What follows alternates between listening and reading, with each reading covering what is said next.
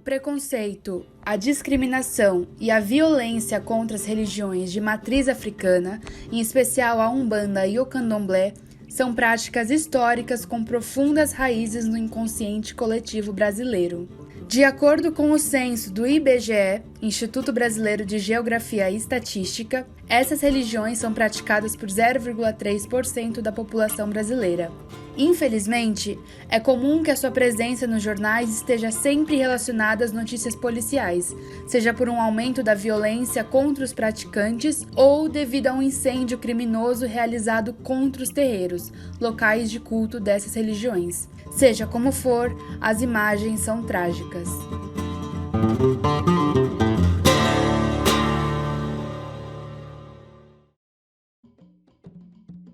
O preconceito foi e ainda hoje é reforçado pela mídia.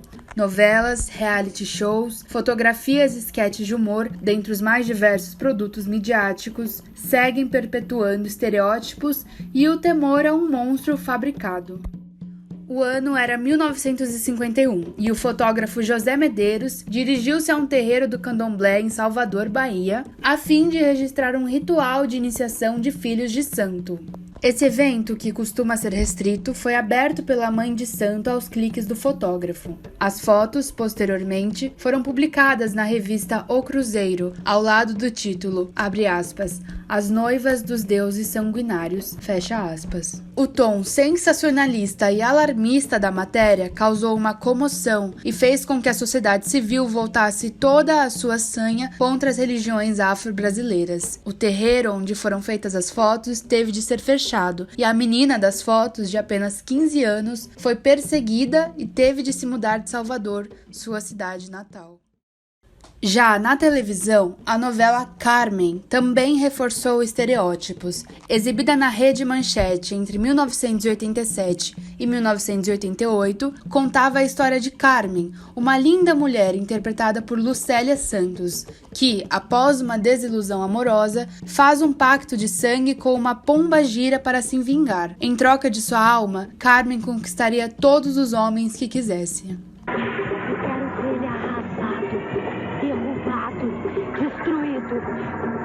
Você faz? Aí depende, moça. Depende.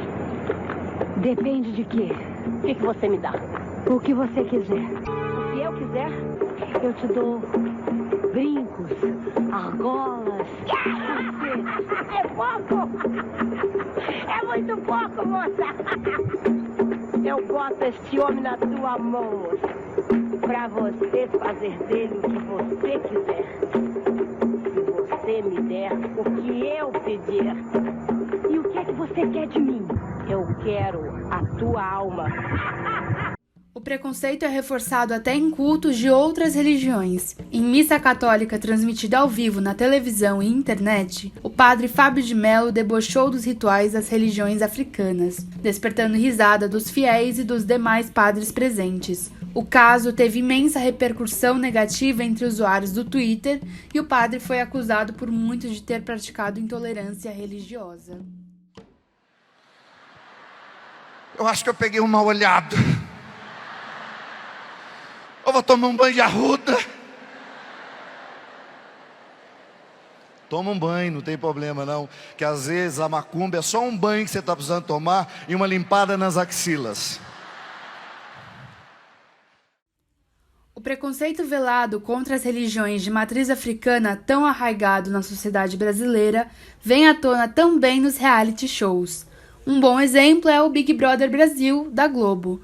Na edição de 2019, alguns participantes costumavam relatar sensações estranhas perto daqueles colegas que praticavam o candomblé. Neste vídeo, Maicon, participante do BBB 19, relata a seu amigo um sonho que teve com esses participantes. De boaça, conversei. De repente eu senti um arrepio, velho. Um arrepio, velho. Começou a tocar umas músicas esquisitas, tá ligado? Daí eu olhei pros dois, os dois, tipo, um sincronismo legal. Achei legal. Juro por Deus, achei legal, velho. Daí de repente eu comecei a olhar, velho, comecei a ver escutar uns negócios, velho. tipo assim, ó, não faça igual eles. Aí vem Jesus Cristo na minha mente. E tipo assim, ó, pra vida, não pra aqui, pra vida inteira.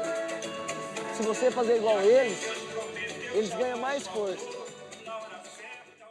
Todas essas manifestações refletem as ideias a respeito de cultura de massa levantadas nas décadas de 30 e 40 pelo pensador Theodor Adorno, pertencente à consagrada Escola de Frankfurt e fundador da denominada teoria crítica. Ele defende que a mídia nos leva ao conformismo e que a indústria cultural não nos estimula a ter um pensamento crítico. Pelo contrário, ela sequestra a cultura e, ao processá-la, a transforma em mercadoria simplista. As religiões afro-brasileiras, uma vez tornadas mercadorias pela mídia, são esvaziadas de seu potencial expressivo e de resistência, ao passo que fortalecem os estereótipos pré-existentes e criam novas formas de preconceito. Em seguida, conversamos com Tomé Sabag Neto, babalorixá do Templo de Umbanda Xangô Sete Pedreiras, em Curitiba, advogado e autor do livro A Lira do Santé, que trata da arte sacra na Umbanda, mais especificamente seus cantos e a importância deles na religião. A entrevista na íntegra estará em nosso canal no YouTube. É o seguinte, muitas vezes uma exposição midiática que quer ser elogiosa, entusiasta das religiões afro-brasileiras, nós temos quadros de agentes da mídia que, por vezes, inclusive, são muito simpáticos às minorias, né, minorias étnicas que constituíram as religiões afro-brasileiras, sejam indígenas, africanas, mesmo asiáticas, no caso da Umbanda, porque existe também influência oriental e assim por diante, mas, às vezes, eu sinto como se uma notícia motivadamente elogiosa e entusiasta das religiões afro-brasileiras acabam tratando elas como algo exóticas ou pitorescas e eu me sinto como se eu fosse um animal no zoológico ou no museu de arte natural, que as pessoas ficam lá, nossa, olha que colorido, olha que bonitinho, né? Olha que fofa essa religião aqui, acredita nisso, vejam só, etc. e tal. Então, eu acho que mesmo quando há esse carinho, esse entusiasmo por religiões não majoritárias, ou seja, as religiões não abraâmicas, né, sobretudo, existe esse risco de cair numa valorização dessas religiões que é uma valorização um pouco torta. É uma valorização só porque foram constituídas por povos hoje minoritários, no contexto ocidental, e uma valorização dos seus aspectos mais exteriores. Olha como é colorido, olha como é bonito, olha como é festivo, né? Olha como é folclórico. Então, tem que tomar esse cuidado. Acho que eu daria esse alerta às pessoas que têm simpatia pelas religiões afro-brasileiras, que a tratem como elas são, que são o quê? Religiões. Aqueles setores da mídia que talvez mais conservadores acabam reproduzindo, sim, os estereótipos e os preconceitos históricos, como você colocou na pergunta, isso sem dúvida existe, em parte por desinformação excusável, como eu disse no início, em parte por uma reprodução ideológica censurável. Então, eu acho que há de tudo, né? Acho que tem que ver caso a caso para fazer um juízo, acho que não dá para fazer um juízo genérico sobre como a mídia trata as religiões afro-brasileiras, porque a mídia não é também um bloco monolítico, ela também é plural e também tem as suas várias alas, os seus vários setores, alguns mais isentos do que outros, alguns mais informados do que outros, alguns mais bem intencionados do que outros. Olha, eu creio que a figura de Exu, tanto o Exu entendido como orixá no panteão iorubano, quanto o Exu dito catiço, ou a entidade, o espírito que incorpora, né, nos terreiros, ou seja, um ser individualizado, tanto um quanto o outro é uma condição simbólica que não se acomoda bem a simplismos maniqueístas. Exu não é nem uma figura satânica, como querem fazer com que ele caiba força nesse conceito, né, de diabólico, de satânico, etc. Mas também não é uma entidade boazinha, né, no sentido o que também é um equívoco do ponto de vista de filosofia moral, de que o bem só se exerce de forma branda ou de forma tranquila, né, ou de forma amigável. Outro aspecto dessas entidades que o atraem para essa categoria muito simplista e que não é nossa, não é afro-brasileira, essa figura do diabo, né? Isso é um contrabando teológico, né? Você pega uma entidade em um determinado panteão e quer fazer caber a força num outro esquema metafísico que não é o daquela religião de origem. Mas um outro aspecto que faz com que Exu seja considerado como diabólico satânico é que, além desse rigor disciplinar que eu estava falando, ele tem uma outra nota que o define bem, que é a nota dionisíaca de uma deidade que gosta do prazer, das festas, mesmo das orgias, da ausência de limites, da suspensão temporária das leis em determinados contextos e momentos festivos e assim por diante. É o senhor da alegria extática, da embriaguez, da sexualidade desimpedida, sem complexos, sem repressões destituídas de fundamento. E você então imagina como que essa estética, como que essa nota definitória dessa deidade se acomoda e é traduzida em termos cristãos, por exemplo. Não tem como não ser satânico. Então, essas notas, essas características, esses atributos de Exu fazem com que ele tenda a ser entendido como algo inferior ou diabólico. Você vai em África, nada nas caracterizações de Exu aproxima daquelas formas diabólicas, avermelhadas, com rabo, com chifre. Então, Exu não é nem satânico, nem angelical. Ele é Exu. E ele tem que ser compreendido como Exu. Ele não é anjo e ele não é demônio. Ele não é nenhuma dessas coisas. Anjo e demônio está num arranjo metafísico e até estético de uma outra religião. Uma figura hipercomplexa, multifacetada, e que, portanto, é muito mal compreendida não só pelos antagonistas das religiões afro-brasileiras, mas até mesmo por adeptos seus. Nunca teve um caso muito escabroso, assim, de, sei lá, jogarem pedra no nosso terreiro, incendiar nosso terreiro, que são coisas que existem, e são casos mais de polícia do que de conversa aqui numa entrevista.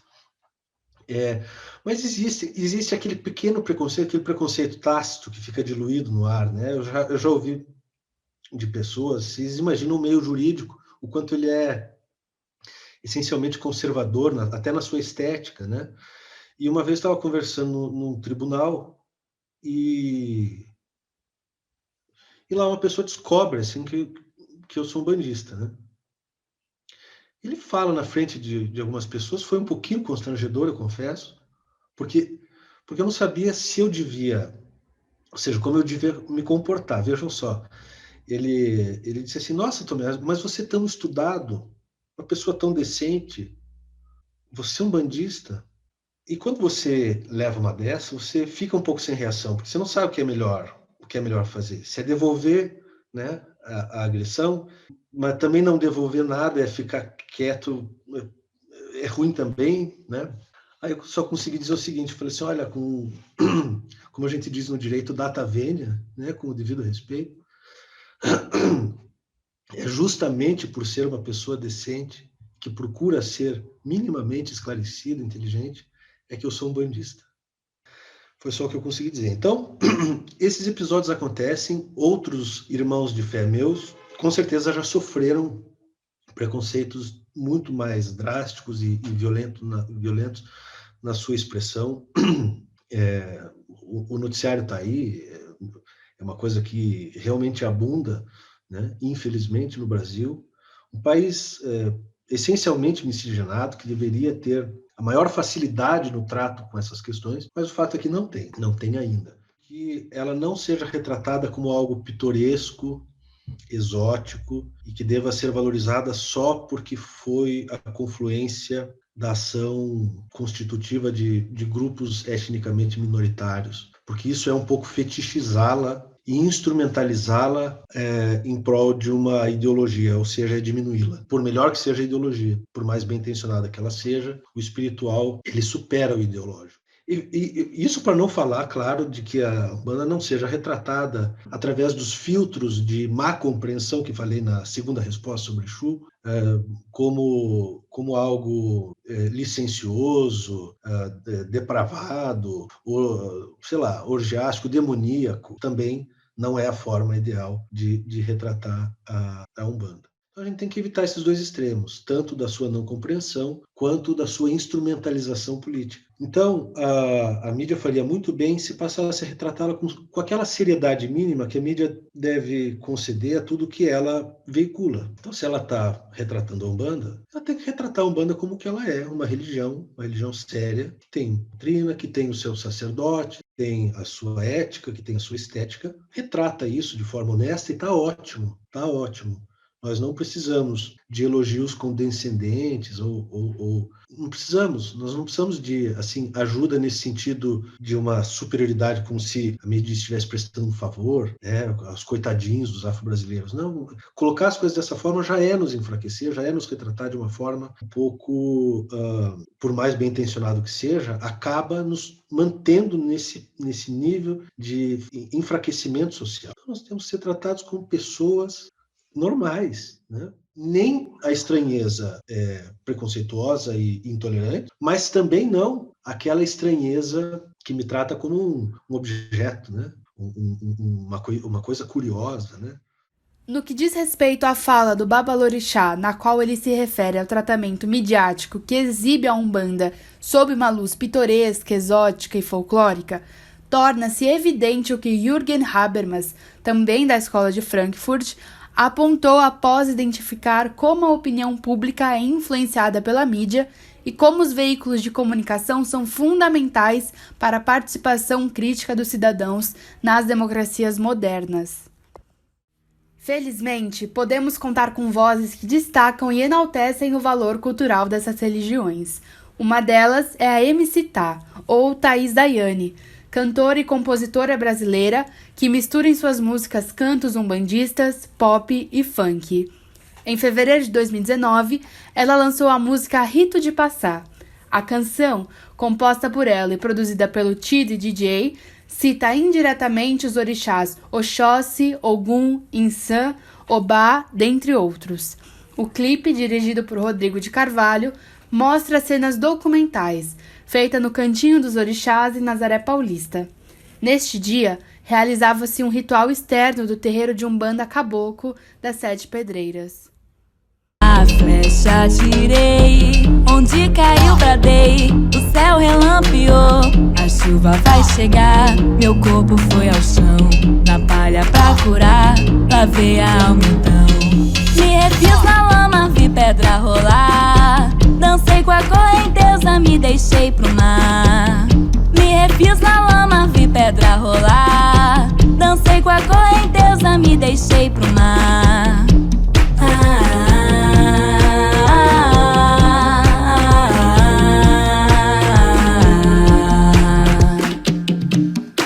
Cantar e dançar pra saudar o tempo que virá, que foi, que está. Tocar pra marcar o rito de passar, o rito de passar. Cantar e dançar pra saudar o tempo que virá, que foi, que está. O documentário independente Eu, Oxum, produzido em dezembro de 2017, busca retratar o cotidiano de 6 filhas de Oxum, orixá feminino cultuado na Umbanda e no Candomblé. De forma sensível e fazendo uso de relatos pessoais de praticantes acerca da identificação com o seu meio através do amor, o curta apresenta a documentação da complexidade do sagrado afro-brasileiro como proposta de romper com paradigmas e preconceitos dirigidos a essas religiões. O famoso Flow Podcast, programa apresentado por Bruno Monarque e por Igor Coelho, trouxe em uma de suas conversas descontraídas o convidado Yuri Marçal, humorista e praticante do candomblé. Em meio aos temas desenrolados ao longo da conversa, Yuri aproveitou o espaço para esclarecer questões religiosas, relatando sua experiência na religião e explicando termos candomblecistas. Propôs também que os preconceitos com religiões de matrizes africanas fossem rompidos e cobrou o posicionamento de famosos contra os estigmas existentes. Muito, por exemplo, no sábado passado teve uma parada interna lá com pouquíssimas pessoas que minha mãe fez e eu queria estar, né? Por mais que ela mesmo falou, não vem por causa da pandemia, falou pra todo mundo isso, por isso, sei lá, meia dúzia de gente lá. Tua mãe é coroa? Minha mãe tá com 60. E aí, perigoso, né? Ela falou, só que eu queria estar. Porque eu sou apaixonado demais pela minha religião. Eu sou muito cético, isso até irrita um pouco minha mãe às vezes, que eu sou muito cético mesmo. Não é aquela pessoa, não parte debaixo da escada. Eu quero parte debaixo da escada, bicho. Aí, 2020, cara. Você não acredita em nada. Então, tipo assim, eu sou bem cético das coisas, assim. Mas eu amo muito minha religião, muito meus orixás, assim. E eu sou, desde que eu nasci, muito devoto, tá ligado? E sempre fui muito ativo e tal. Sou do candomblé. E por conta dos shows que eu tô... Mas, cara, eu sinto muita falta. Eu acho que se não é a primeira, é a segunda coisa que eu mais gosto de fazer. Não sei se fica em primeiro e segundo ali, fazer show e tá na macumba. Interessante. Porque é uma paz de espírito, bicho. Que a gente sabe todo o preconceito que tem e tal, não sei o quê, mas você chega lá, caralho, é natureza, cara. É uma alegria. Uma comunhão, tá ligado? Não que não tenha problemas, tem problemas. Somos pessoas, a vida temos tem uma problema, comunidade, né? bicho. Claro que tem. Mas, tipo assim, é uma comunhão de... É o quê? Sabe? As pessoas que chegam lá sem nada, sem dinheiro, falam... É o quê? A minha mãe mesmo acolhe. Não, fica aqui, dorme aqui. Como é que nunca viu a pessoa na vida? E ela é pessoa medrosa, desconfiada pra caralho. Mas a religião... no caso pra gente, né, tem essa função muito gostosa de acolhimento, de coisa e aí, sabe, a preocupação com o próximo, de fato o amor ao próximo. Outro exemplo de representação positiva dessas religiões se deu através da criação da revista Cobá. Dividindo-se em 3 pilares e com uma equipe formada por 16 profissionais espalhados pelo Brasil, a revista visa retratar não só os casos de intolerância religiosa, mas tudo que engloba a Umbanda e o Candomblé. Aspira, assim, a se tornar um coletivo atuante em várias plataformas, para gerar conteúdo de qualidade sobre a espiritualidade de matriz africana. Nesse âmbito, o pensamento de Walter Benjamin entra em cena como um sopro de ar fresco. Um discípulo rebelde de Adorno, Benjamin defende que as representações midiáticas, apesar de serem, sim, mercadorias, não são intrinsecamente maléficas. Diz que produtores e artistas bem-intencionados podem fazer bom uso das tecnologias midiáticas a fim de criar obras relevantes em suas estéticas e discursos. Os indivíduos aqui citados se propuseram, conforme aponta o pensador, a usar certos mecanismos da denominada indústria cultural a favor daqueles que sempre sofreram sob a sua sombra. A mídia, logo, é de extrema importância na formação da mentalidade e da cultura de um grupo. A escolha de certos elementos sociais e culturais que nela serão representados e o modo como são representados trazem impactos reais sobre as vidas externas e internas de milhares e até milhões de pessoas. No caso das religiões afro-brasileiras, é necessária uma virada de chave na maneira como nós, seres dotados da comunicação, escolhemos pintá-las. O contato e o diálogo, ainda que, por vezes, truculento, é essencial para o nosso crescimento coletivo, e a maneira como fazemos uso desse diálogo para representarmos uns aos outros diz muito sobre nós como sociedade.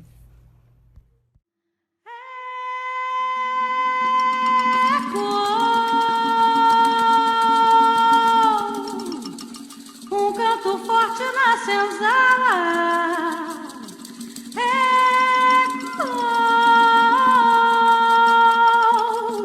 Um canto forte na senzala.